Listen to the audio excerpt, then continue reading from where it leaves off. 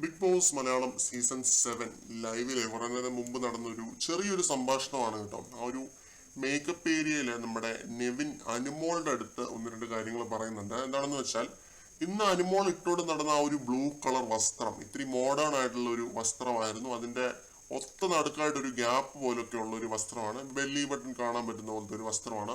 നെവിൻ പറയുന്നത് ഇതാണ്: ഈ വസ്ത്രം ഇടുമ്പോൾ നിനക്ക് വൾഗാരിറ്റി ഒന്നും തോന്നുന്നില്ലേ? ജിസയിൽ ഇടുമ്പോൾ മാത്രമേ നിനക്ക് വൾഗാരിറ്റി തോന്നാറുള്ളൂ.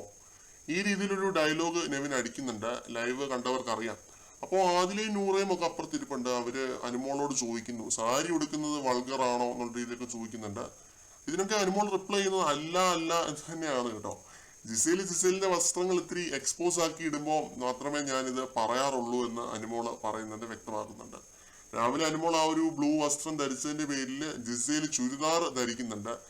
ഇപ്പോഴും ജിസേൽ ധരിച്ചിരിക്കുന്നത് ചുരിദാർ തന്നെയാണ്. ഈ രീതിയിലൊരു ശീതയുദ്ധം ഇവർ രണ്ടുപേരും തമ്മിൽ നടക്കുന്നുണ്ട്. കാരണം രണ്ടുപേരും റെപ്രസെന്റ് ചെയ്യുന്നത് രണ്ട് വ്യത്യസ്തങ്ങളായ ബാക്ക്ഗ്രൗണ്ടുകളെയാണ്, ആശയങ്ങളെയാണ്.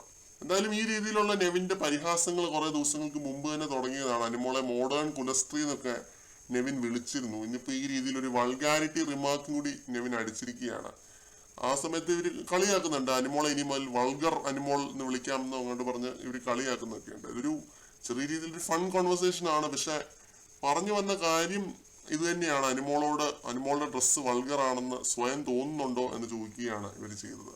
ഇതിലൂടെ വലിയ വൾഗർ ഒന്നും അല്ലാത്ത ആ ഡ്രസ്സിനെ വൾഗർ ആണെന്ന് പ്രൊജക്ട് ചെയ്യാൻ കൂടിയാണ് നെവിൻ ചെയ്തത്. വലിയ പ്രോഗ്രസീവ് ആണെന്ന് പറഞ്ഞു നടക്കുന്ന നെവിൻ അങ്ങനെ ഒരു കാര്യം കൂടി ചെയ്യുകയാണ് ചെയ്തത്.